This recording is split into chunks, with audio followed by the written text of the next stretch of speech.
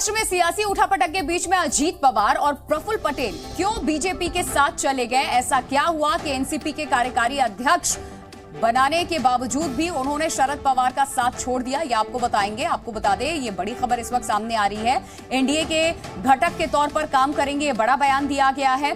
Cabinet में पद को लेकर के बात नहीं हुई है, ये जानकारी इस वक्त सामने आ रही है। महाराष्ट्र की सियासत से जुड़ी ये बड़ी खबर है। 5 जुलाई को पार्टी की मुंबई में बैठक की जानकारी इस वक्त सामने आ रही है। जी न्यूज पर प्रफुल्ल पटेल का यह बड़ा बयान सामने आया है।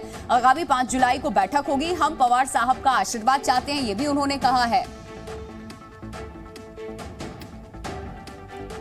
तो जी मीडिया संवाददाता सागर कुलकर्णी ने प्रफुल्ल पटेल से इन तमाम मुद्दों पर एक्सक्लूसिव बातचीत की है, सुनवाते हैं आपको। हमारे साथ एनसीपी के कद्दावर नेता प्रफुल्ल भाई पटेल हैं।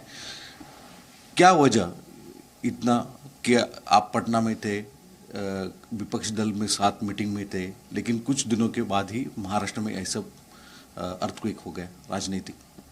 नहीं, देखिए, एक बात तो है कि हमारे पार्टी में बहुत टाइम से एक इंटरनल सोच ऐसी चल रही थी कुछ लोगों में। मैं ये नहीं कहूँगा कि हमारे लीडर ने हाँ बोला या ना बोला, मगर देखिए, जब हमारी सरकार भी महाविकास आघाड़ी की जब गिरी एकनाथ शिंदे जी के जाने की वजह से, तो उस टाइम पे भी हमारे पार्टी के सभी विधायकों की 51 विधायकों ने रिक्वेस्ट की थी पवार साहब को कि भाई हम लोगों ने सरकार के साथ जाने की कोशिश करना चाहिए, क्योंकि हमारे डेवलपमेंट के काम होंगे, महाराष्ट्र का विकास होगा।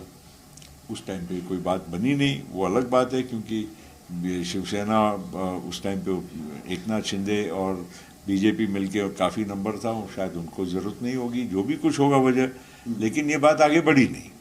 और एमएलएज में तो खैर ये सोच थी ही, और साथ साथ में कई पार्टी के भी लोग चाहते थे कि भाई अगर हमारे महाराष्ट्र की अच्छाई के लिए अगर हम इनके साथ जुड़ सकते हैं तो क्यों नहीं करना चाहिए। बात इस पर खड़ी हो जाती है कि राज्य के प्रदेश बदल हो जाए, ऐसी मांग अजीत पवार इन्होंने खुली आमतौर पर की, उसके बाद में सीधे कुछ दिनों में इतना बदलाव हो गया।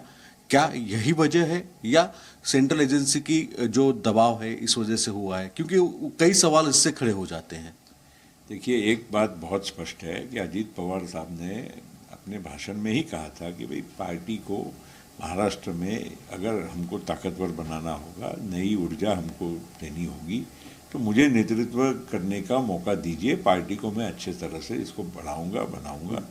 और क्योंकि हमारे यहाँ चुनाव ही नहीं हुए थे, संगठनात्मक चुनाव ही बहुत टाइम से हुए नहीं थे, जो भी लोग थे वो एडहॉक हमारे कंटिन्यू कर रहे थे, और इस वजह से हम लोगों को भी मतलब यहाँ पर अगर अजीत पवार जैसे व्यक्ति का अगर स्टेट को नेतृत्व मिलता तो बहुत उसका पार्टी के लिए एक अच्छी ऊर्जा हमको मिलती। पटेल साहब, आप कह रहे हैं कि चुनाव ही नहीं हुआ, तो आज जो फैसले लिए गए आपके तौर पर, खुद पवार साहब ने आपको और तटकरे साहब को लेकर लिया फैसला, बाद में राज्य के जो कैबिनेट मिनिस्टर हैं उनको भी पार्टी से निकालने का फैसला ले लिया, वो कितना सही है, ऐसा आप मानते हैं?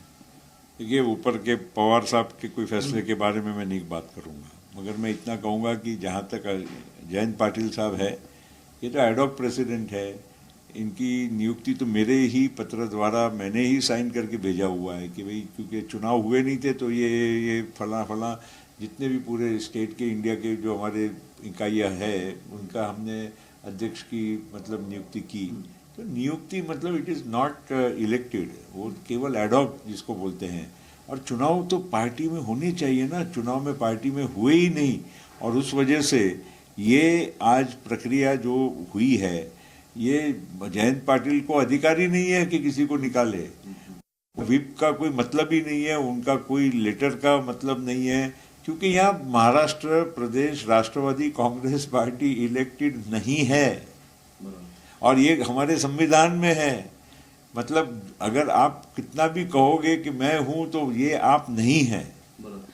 जो 2 दिन में पार्टी की एक बड़ी मीटिंग होने वाली है, उस मीटिंग में क्या आप पवार साहब को न्योता देंगे? और बात दूसरी ऐसी रहती है कि क्या होगा आगे, क्योंकि 2019 में अजीत पवार इन्होंने फडणवीस साहब के साथ ओथ ली, वो बाद में कई एमएलए बाद में गए, आज भी वही दिक्कत दिख रही है। कई एमएलए कल थे लेकिन आज वो बता रहे हैं कि हम नहीं साथ में रहे।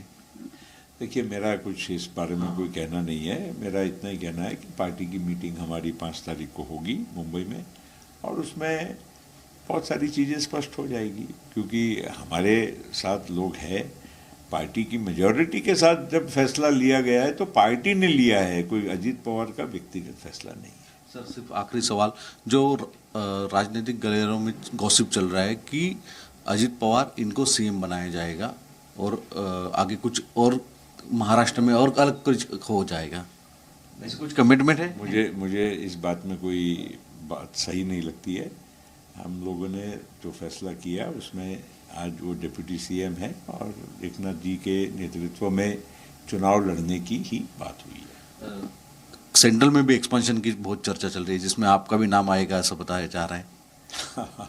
बिल्कुल कोई हमारी बात नहीं हुई है, ना हमने कोई मांग की है, और इसलिए इस बारे में कोई अर्थ नहीं है। ये तो खाली आकलन लगाए जाओ कि भाई ऐसा होगा वैसा होगा, बाकी ऐसी कोई बात नहीं है।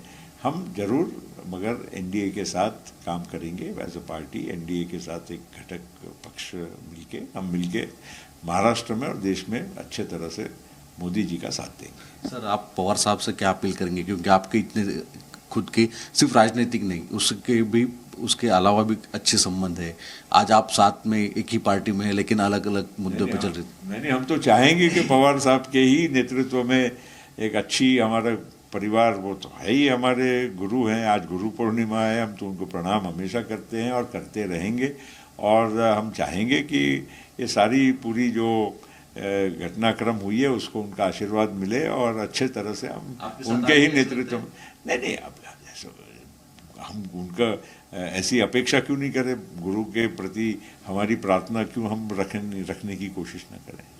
Thank you. Sagar Kulkarni, Zee Media, Mumbai. Z News.